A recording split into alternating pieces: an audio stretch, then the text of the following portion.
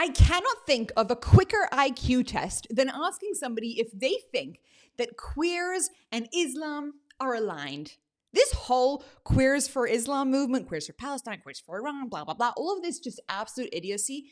Anybody who gets behind it, to me, I just know immediately that they have no thinking abilities. I mean, explain it to me. Explain how you would think that somebody who believes in unlimited sexual freedoms and self-exploration is in any way aligned with a religion that believes you throw people off the roof for that kind of behavior. Like, just break that logic down to me. Well, it turns out that there are a whole bunch of Islamists who are also a little bit confused by this. Queers who have converted to Islam, who don't understand why they're not madly accepted with warm arms, etc., etc. And today we're going to review that content because I think every now and then we need a reminder of how unbelievably stupid the people that we are dealing with are. Just plain old stupid. I used to think, maybe there's a logic, maybe they've been manipulated, but at this point I'm just like, gosh darn, you guys have minus brain cells, and here is the proof. Anyways, welcome to the Pushback. I'm Meira K, your host. We're trying to push back against the insanity. And if you think that the insanity might need to change, that the mainstream media needs a little bit of a makeover, well, you found your home with us. Make sure to hit that subscribe button. Feel free to like, comment, and most importantly, share with a friend that you think could benefit from this. Oh, the Pushback is here and we're not backing down. Let's start with Queers for Islam.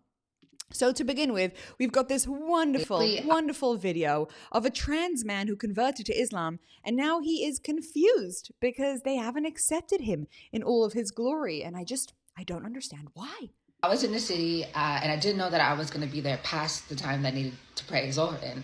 And I was like, okay, what do I do? So I go online, I find some random masjid that's closest to me, and I go there. I get there and I see some uncle by the door, and he stops me and he's like, where's your hijab? And I had to sit there and explain to him, like, hey, I'm so sorry. Like, I'm just visiting. I need a place to pray. Like, can I please borrow one? And he's like, okay, go down there, follow the directions, go into the basement, and follow the arrows. And I'm like, okay. I do all that, go through all those nooks and crannies, and I pop out on the women's side.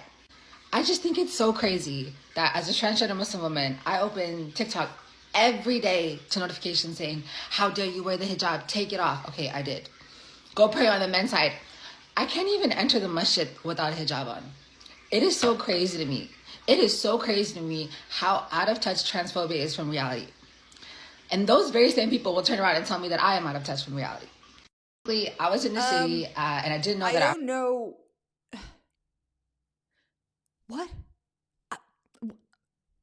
I mean, what did she? Oh, no. Oh, boy. Oh, boy. Oh, boy. Oh, boy. Oh, boy. Oh, boy. From that first video that we just watched, if you're also like, yeah, you just turned around in a pretzel to try and make something make sense, my brain just, okay, are you guys prepared? Because I already know by what I am looking at right here that I am not prepared. And I have a feeling that this guy girl thing is not a Halloween costume. Salam, everyone. I just gotta ask, who's cosplaying? See, cosplaying is when you dress up as something that you aren't or someone you aren't. I am a Muslim woman. I wear what a Muslim woman wears. I dress like that. So, who's cosplaying here? I think you need to learn the words that you're trying to use because they ain't working for you. I mean, I think if we're going to talk about things that aren't working for you, I'm sorry, excuse me, what did I watch? That was a man wearing lipstick who converted to Islam, pretending he's a female, and saying that because he has put on a scarf on his head, he is... Oh boy, how much more are we going to be able to tolerate, guys? What do you think? Anyway, maybe I sound nasty. Maybe I sound condescending. I just really want to clarify for a second the Islam position on this stuff, right? What do they actually believe? Because you have all these personas out there and these people who are clearly struggling with themselves and with their bodies and with their identities. And, that's very sad. And I hope they can find help and I hope they can get better. But let's just say, for argument's sake, that Islam actually welcomes these people in with open arms. Then fine, you could be a man-woman thing that dresses up and tells everybody that you are, the most desirable type of thing in Islam. However, I have a sneaking suspicion that actually Islam doesn't feel that way. Let's see what they have to say. Bagi memastikan penggunaan istilah yang selaras serta mengelakkan sebarang normalisasi dalam bentuk pengucapan dan penulisan adalah digalakkan agar istilah LGBT ini tidak lagi digunakan.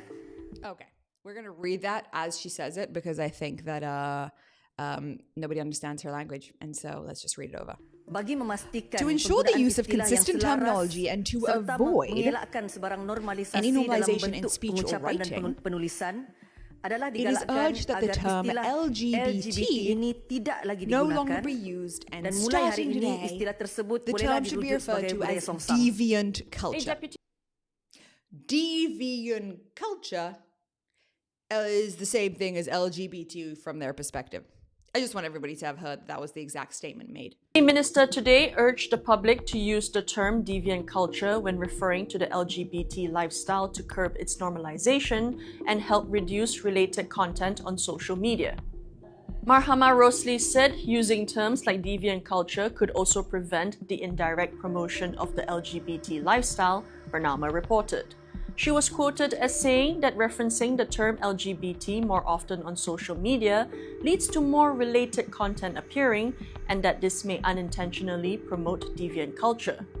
Marhama, the Deputy Religious Affairs Minister, was responding in the Dewan Negara today to Senator Hussein Ismail, who had asked how the government was monitoring closed-door events containing deviant elements, citing the example of glamping with pride. Jajaka, a pro-LGBTQ advocacy group, had planned a 2-day retreat in Hulu Selangor in January, but was forced to cancel the event citing safety concerns after receiving explicit threats, including death threats, through social media. Panyudro, FMT. Who would have thought? Who would have thought that a country that is actually an Islamist country would see LGBT rights as deviant culture, as something that is bad? Who would have connected the two? And here's where I think that this next video is actually super important, because it's very clear to me on a personal level that this whole thing that we're seeing, the lefties, the LGBTQ movement, and the Islamization combination is a genius strategy to confuse the West. It's just genius. And you've probably heard by now this terminology of useful idiots, where you have a dangerous ideology that comes into a society to try and take it over, and they say, who are the useful idiots within this culture and society that we can manipulate into doing our dirty work for us, and then once it's too late, we'll come in and get rid of them. That's a known strategy used all across history. I mean, we definitely saw it in Iran, where the Iranians used the left-wing communists, the Islamic Republic, not the Iranians, used the communists to come in, and then they were the first to be executed in 1979. And it's a known strategy. So they're doing the exact same thing in the West. And this is why I want to watch this next video, which we've already reviewed, but I think it's an important reminder. They are trying to manipulate, and when I say they, I mean the Islamists. They are trying to manipulate people who are unfortunately not all mentally well, or who don't really know anything about what they actually believe and stand for, to fight for their ideologies, just so that these ideologies can permeate into the West. And so they look for people who don't really understand much about anything, and they go after them specifically. Oh, there's a rocket. That's very annoying. There's a rocket, guys. They go after these people specifically and then hope that they will do the work for them. And that's how we have things like Queers for Palestine, or people not supporting the Islamic Republic, even though the downfall of the Islamic Republic, even though they claim to be feminists. They've manipulated people to no end. And this video is an amazing example of this, and honestly a heartbreaking example as well. Which other place in the Middle East do you think that as a queer person you would have complete and utter liberation? Lebanon, Syria, Yemen, pretty much a lot of the Middle East. So you can go to gay pride there. Also, yeah, no, we can't go to gay pride there because in the Middle East it is illegal to be gay there. Queers for Palestine. Let's talk. Hi, how are you? Nice to meet you. Do you know anything about Queers for Palestine? A lot more than you think. I By think the way, Bellamy, the girl in pink, she is a trans activist. it makes a lot of sense. I don't really with what Israel's doing right now. And Israel has always been, to me, in my opinion, a terrorist state. And it's very up that they say it's the other way around. Is there anywhere safe for people that are queer in the Middle East, anywhere? I think in Palestine they would be safe. In Palestine? Do you mind if I show you something? This is in 2022. Oh. Is that what's going on in Palestine? Yes.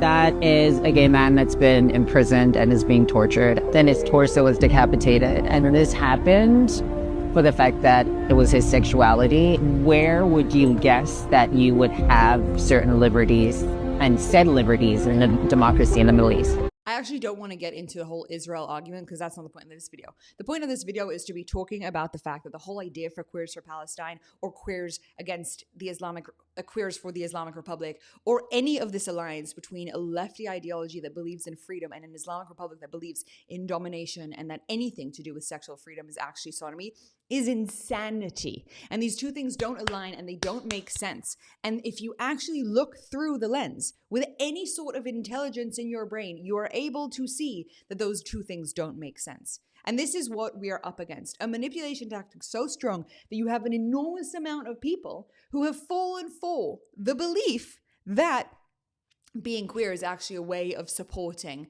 an Islamic regime. It's unbelievable. And again, as I said at the beginning of this video, I think it's the quickest IQ test that a person can do to figure out if somebody can think for themselves or if they can't. It's very, very clear that those two are enemies, but they have now united in the destruction of the West. And we as the West cannot fall for it under any circumstances. Thank you for your attention to this matter.